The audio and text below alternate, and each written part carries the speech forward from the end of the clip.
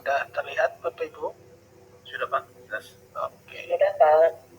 Saya ucapkan selamat bergabung dalam mata pelatihan atau sesi mata pelatihan untuk pelayanan jasa dan sumber informasi pada pelatihan Kepala Perpustakaan Sekolah ya.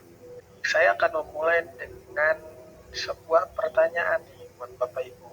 Oh ya, nanti bagi Bapak Ibu yang aktif akan saya catat namanya untuk mendapatkan nilai tambahan ya Bapak Ibu ya. Ya, kan saya sudah WA tadi sama Bu Diah juga tentang bagaimana menyikapi kondisi ini. Karena saya amati dari pelatihan hari pertama sampai sekarang, itu kan banyak teman-teman saya nih pada nggak fokus dalam mengikuti pelatihan kan. Ada distraksi di sana-sini. Belum lagi kan kita juga dituntut seperti Pak Fajar tadi bilang harus on cam, memakai baju sesuai dengan ketentuan. Itu sampai pukul 16 lewat Bapak Ibu ya. Setuju kan Bapak Ibu ya? Nah, ini kan mau tidak mau kan kita harus memilih pada prinsipnya. Apakah kita harus ikut fokus dalam pelatihan ini atau harus mengutamakan tugas kita selaku guru, yaitu mengajar gitu kan. Kalau mengajar otomatis kita tidak akan bisa mengikuti pelatihan ini. Karena tidak akan mungkin satu hati ada dua cinta kan, seperti itu Bapak ya. Iya. Ya, kira-kira seperti itu Pak. Bagaimana respon Bapak selaku pemateri dan mungkin Pak Fajar dan juga teman-teman BPSDM lain yang melihat kondisi seperti ini. Karena selalu dihadapkan dengan kondisi diserahkan kepada sekolahnya masing-masing. Nah, ini kan buat saya ambigu. Di satu sisi kan kita pengennya fokus dan panitia juga pengennya kita pengen ngikutin aturan mainnya gitu kan. Nah, gitu lah Pak. Kira-kira seperti itulah Pak. Terima kasih kalau sudah. Iya, terima kasih Pak Asroh. Iya betul, ini memang jadi dilema tersendiri terutama bagi para peserta pelatihan, apalagi yang dari KPS, enggak cuma KPS bahkan Betul. beberapa banyak juga peserta pelatihan seperti itu. Sejak pelatihan online memang seperti itu kendalanya. Kasih surat tugas tapi ngikutnya di kantor. Ujung-ujungnya pimpinan ngeliat orangnya ada, ya udah dikasih kerjaan lagi kan seperti itu. Memang seperti itu problem. Memang kebanyakan peserta problemnya seperti itu. Makanya kalau saya mungkin saya agak sulit untuk memberikan solusi yang tepat bagaimana karena kan berbeda instansi ya. Kalau di instansi saya sendiri di sini kebetulan ketika mendapatkan surat tugas ya sudah saya lapor ke kepegawaian, biasanya saya ikut pelatihan dari rumah. Jadi tidak mempermasalahkan hal tersebut.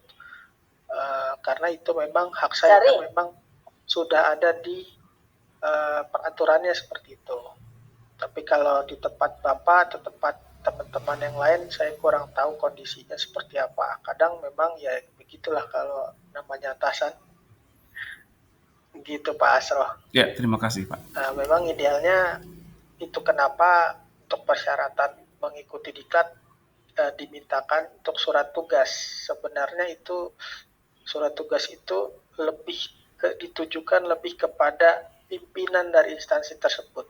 Karena supaya pimpinan tersebut memberikan tugas dan tidak membebankan si staf yang mengikuti pelatihan tidak dibebankan dengan pekerjaan lain. Sebenarnya itu tujuan kami meminta surat tugas tapi pada kenyataannya ya seperti yang Bapak Ibu alami kadang-kadang seperti itu Pak. Ya, terima kasih Pak. Iya, sama-sama. Baik, kita lanjut ya Bapak Ibu.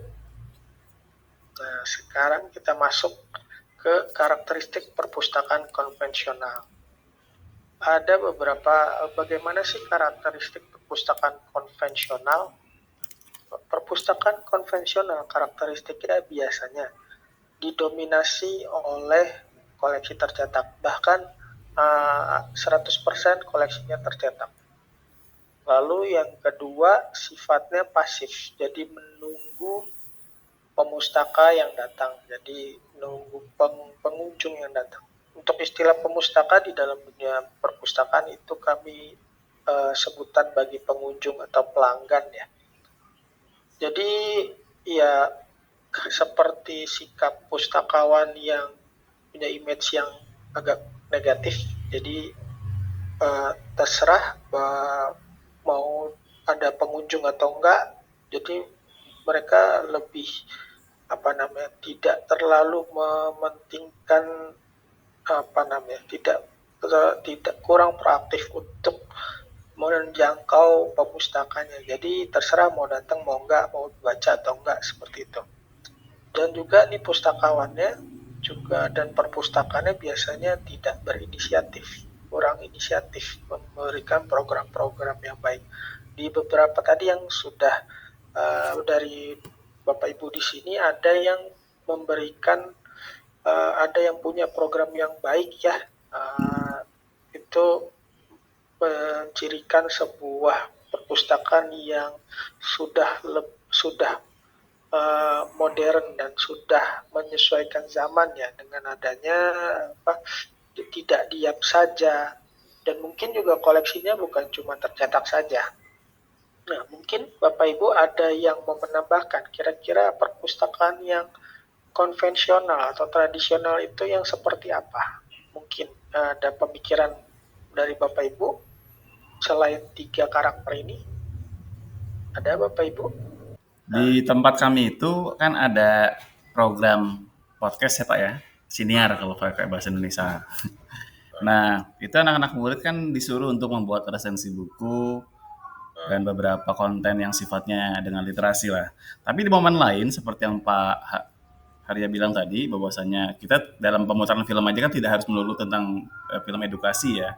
Film-film umum pun selama dia punya nilai yang pesan baik, kita boleh tayangkan. Nah, di sana juga ada program nonton bareng Pak biasanya Pak. Jadi beberapa film kita putarkan untuk kita bikin reviewnya versi kalian seperti apa. Yang penting literasinya naik.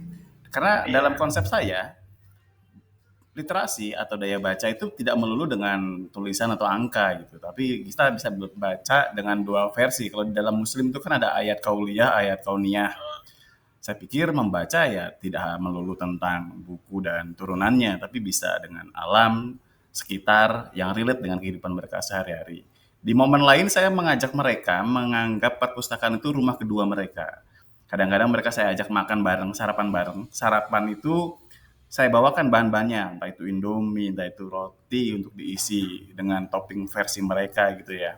Supaya mereka ada kedekatan emosional dengan perpustakaannya. Jadi di perpustakaan saya itu tidak ada lagi tulisan-tulisan dilarang, nggak ada. Di sana adalah rumah kalian, rumah ngonten istilahnya gitu. Bebas kalian mau ngapain aja, selama kalian nyaman, yang penting tidak mengganggu orang. Saya pikir udah, itu sudah lebih dari cukup untuk sebagai generasi yang lebih produktif dan dinamis ya untuk menjaga keberlangsungan perpustakaan itu sendiri. Kira-kira seperti itu sih Pak. Oke, baik. Baik sekali nih Pak Asoh nih kegiatannya ya, terutama tadi yang makan bareng ya. Iya. Karena gini, secara psikologis ketika kita mau berhadapan dengan seseorang atau bahkan bernegosiasi, dan ini kan dilakukan oleh Presiden kita Jokowi ya, dulu negosiasi makan. Memang secara psikologis manusia ketika makan itu pertahanan psikologisnya turun, dan itu bisa menciptakan kedekatan. Betul sekali, sangat-sangat baik sekali yang dilakukan oleh Pak Asro. Iya, terima kasih untuk sharingnya Pak Asro. Ya. Lalu